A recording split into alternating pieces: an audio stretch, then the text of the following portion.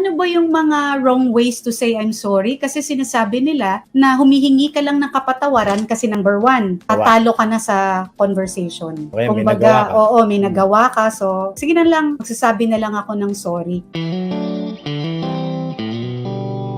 Hello again, everyone. I am Mary Ann Peña, And this is Chico Peña, your marriage coaches. dito sa Happy Wife, Happy Life. Yan. Very interesting ang topic. Pero muna, allow us to just exhort a bit na tayo, we're reflecting this week. And if you will allow us just to read quickly, no, sinasabi dito sa Romans 6 verse 9. We know that Christ, being raised from the dead, will never die again. Yeah. No? Yan ang sinasabi po sa scripture.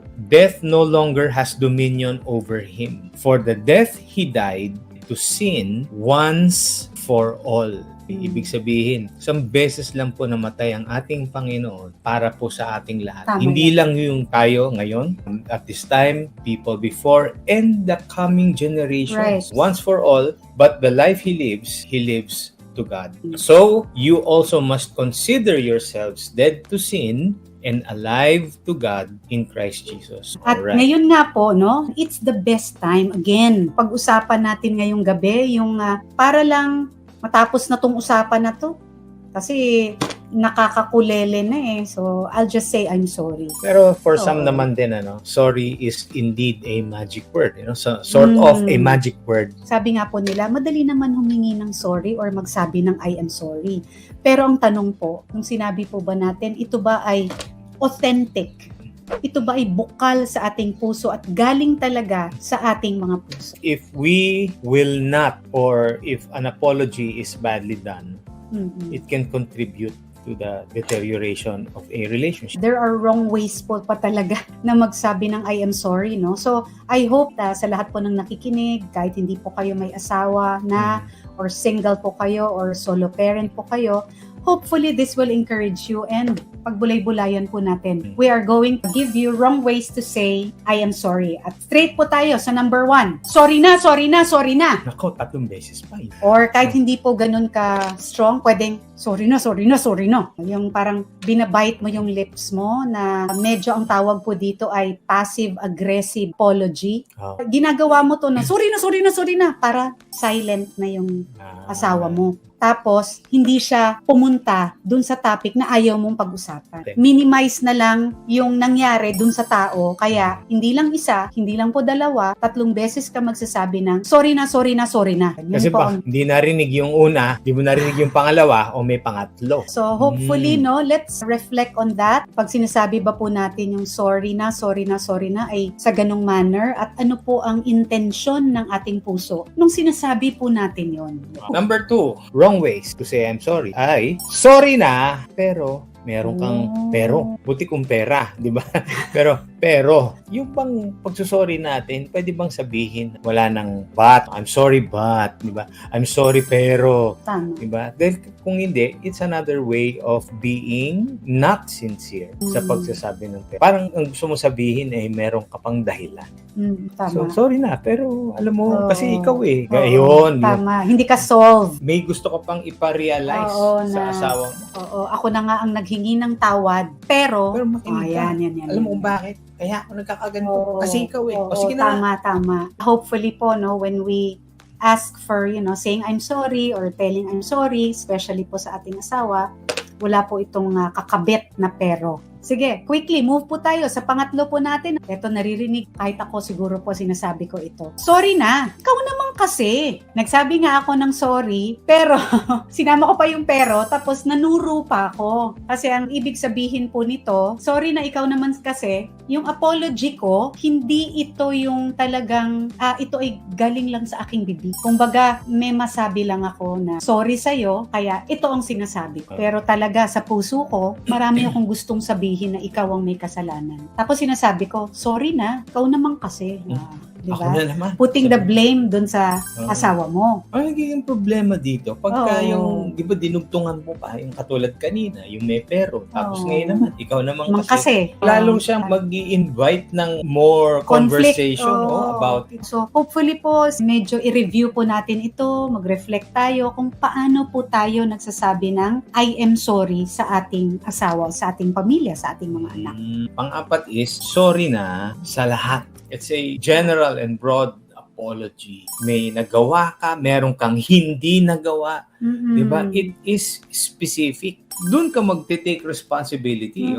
Doon ka nagsusorry. Hindi naman yung pati yung future na kapalpakan ko, magsusorry na ako ngayon. Parang meron akong pondo para pag Oo. nagkamali ako, basta nagsorry na ako. Oo. At saka ang mahirap dito, love, no? Itong general na paghihingi po ng sorry, ang nangyayari po, hindi siya kumukuha ng full responsibility sa nangyari din. Akuin din niya na nagkamali din siya. Kasi I'll take full responsibility.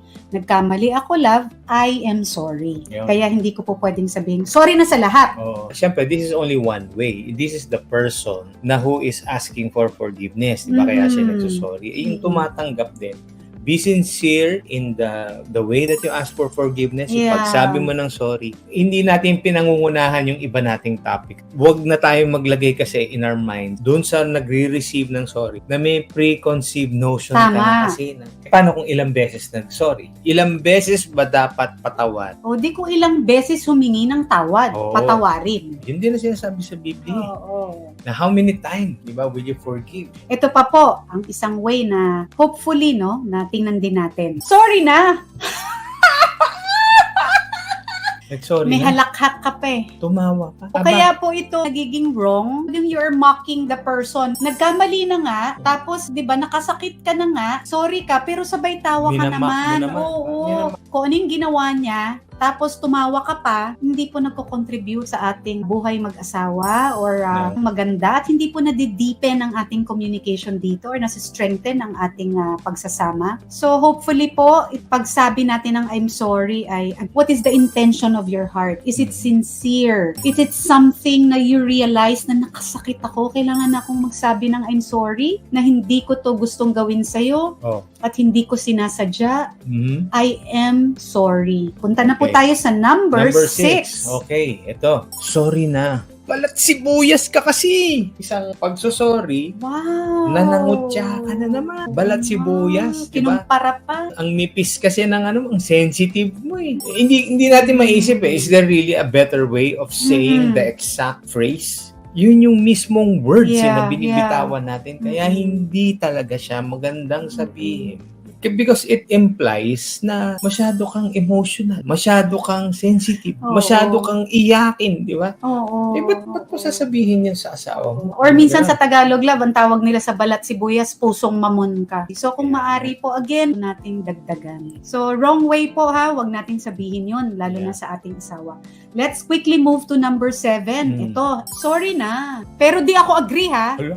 Ito po, pag ganito po tayo humingi ng sorry, invite conflict. Yung parang, kumbaga sa langib, sumungkantihin pa. Sabihin mo na, oo sige, sorry na, pero hindi ako agree. Ito again, it implies na talaga hindi maganda ang tono at pakikipag-usap at saka ito ay magbubukas again ng another door for again, hindi pagkakaunawaan. So hopefully po pakinggan din po natin. Although hindi mo naman masabi kung sino ba yung sure na sure. Ako Oo. sure na sure. Ako tama ako eh. Di ba? Yung minsan nasasabing gano'n. Pero sabihin na natin ganito. On a given situation, tama nga yung asawa mo. And then, kitang-kita na. Obvious na. Kahit 100 tao pang tanungin mo, oo nga, may mali doon sa ginawa mo. Sige na mag-sorry ka na. Tapos nung nag-sorry nga siya, sorry na. Pero hindi ako kasi agree. 100 tao na nga hindi nag-agree sa inyo. So tingnan po natin yan ha. Do not say it Yung anymore. ano, Okay, number 8. I'm sorry. Sorry. Ba't ang haba naman pagkakasabi ng sorry? Overly exaggerated naman ito. Another sarcastic manner of saying, it's also not a sincere apology. And again, this is also an aggressive way of mocking the other person. Grabe yung word na mocking. Ano ba sa Tagalog kanina yung pa eh. mocking? Oh, Pangungutya. Pangungutya. Doing it, sabayan mo yung asawa mo Mm. para hindi mo na siya marinig. Siya naman maaanoy talaga. Exaggerated na, sarcastic. Parang in the natural, ang tingin ko dyan, gusto mo lagyan ng busal para tumahimik na, kaya hinabaan na yung pagsabi Parang ng yung sorry. ano, no? So again, these are wrong ways to say I'm sorry. Tayo pa namang mga Pilipino, very expressive, no? Aha. At talagang very animated, artistic, which is a very good trait. Kung sumasagano, di ba? Yung Oo pagsama, nga I'm sorry! Oo. Minsan po, di ba, may moods, lalo na ang wives, no? May mga moods tayo kaya minsan di natin nagugustuhan yung mga manners. And vice versa, hindi naman tayo exempted, no? Tuloy po tayo sa number 9. 9. Sorry na. Mag-sorry ka din. Di ba? Minsan po, ganun Kapag sinasabi po natin ito, para po tayong humihingi naman ng kompetisyon sa ating asawa. At ang kompetisyon na ito, kung sinong unang mag-sorry, siya may kasalanan. It's not a good way. It's a wrong way to say I'm sorry. Kasi it implies na parang, yun na nga, nakikipagkompetensya ka dahil may gusto kang puntahan at gusto mong ipagduldulan na pag ito una nag-sorry, siya mali. Inside the marriage relationship, it doesn't matter who is right or wrong. You are in the same team. Wala po ditong dapat matalo, pareho po tayong dapat nananalo. So, wag po natin yung Tama. sabihin na ito. Kasi kung ayaw nyo magpatalo pareho kayo natalo talaga. Ayun na nga. At hindi rin maganda. Hindi lang isa, dalawa na tuloy kayo. That's a wrong way. Yeah. Number 10. Ito. Sorry na. Isang beses ko lang sasabihin to, ha? So, nananakot pa tayo, di ba? It's a way of even controlling. Kinokontrol natin yung sitwasyon. Kung papaano siya magre-react sa'yo, kontrolado mo na. Kasi tinakot na natin. Para kang may remote control. Oh. Sorry ka. Yun ba ang laro dito? I mean, is it takutan? Yeah. Or is it, you love him? Yeah. Kaya So, importante talaga. So, for our last point po, ay hindi ako magsasabi ng I am sorry. Talagang hindi ko yan sasabihin. Ito po, pinakamalaking wrong po ito sapagkat kino-confirm po natin sa ating puso na prideful tayo. Na talagang nakante ang ating pride. At ayaw po nating ibaba dahil para sa atin ay kawalan at talagang parang niyurakan ako pag ako ay nagsabi ng I am sorry or to even think about it, I'm not gonna say I'm sorry. So again, it's not really helping kahit po nung 1 pa lang, 'di ba? Nakita nyo naman po yung progression ng ating ways on not to say I am sorry. Ito yung ways not to. So, what is the how to? Yan na nga. Isang beses lang naman yan. Just the complete opposite of everything. Just simply say, At, pag sabi mo ng I'm sorry, love, I'm sorry. Please forgive me. Anong sagot? love, I am also sorry. Please forgive me. Ayun. I forgive you also. So, ayan, yun lang naman, Yeah. With so many things na binanggit natin and 11 ways not to say sorry. I'm sorry.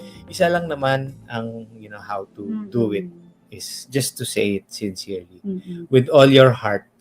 At, di ba, tingin sa mata dahil diyan mo kausapin yung asawa mo. Hindi ka magsusorry nagte-text. Hindi ka magsusorry.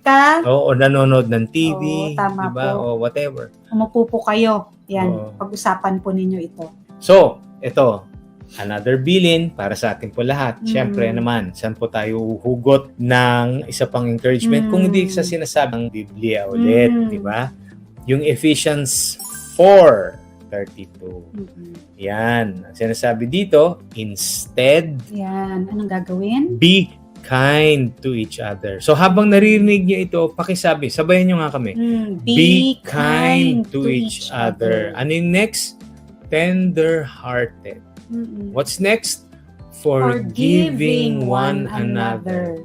Ito yung importante sa lahat. Bakit? Just as God, through Christ, has forgiven you. Galing. God has forgiven us through the death of our Lord Jesus Christ. Kaya, bakit ba naman, sino ba naman tayo para hindi magpatawad? Tama tayo po ay mas marami pa tayong nagawa. An offense against God, pero He never demanded anything from us. na kailangan magpapakait ka muna bago kita, Oo. 'di ba? Tayo sino ba naman tayo? Pero tayo ay ginawa ng Panginoon, made in His image and likeness. He loves us dearly and He will readily forgive us. So ano pong gagawin ninyo? Pakibalita dito sa inyong mga kamag-anak, mga kaibigan. Sabihin niyo, panoorin niyo naman tong episode din na ito. Yeah, and don't forget our social media accounts.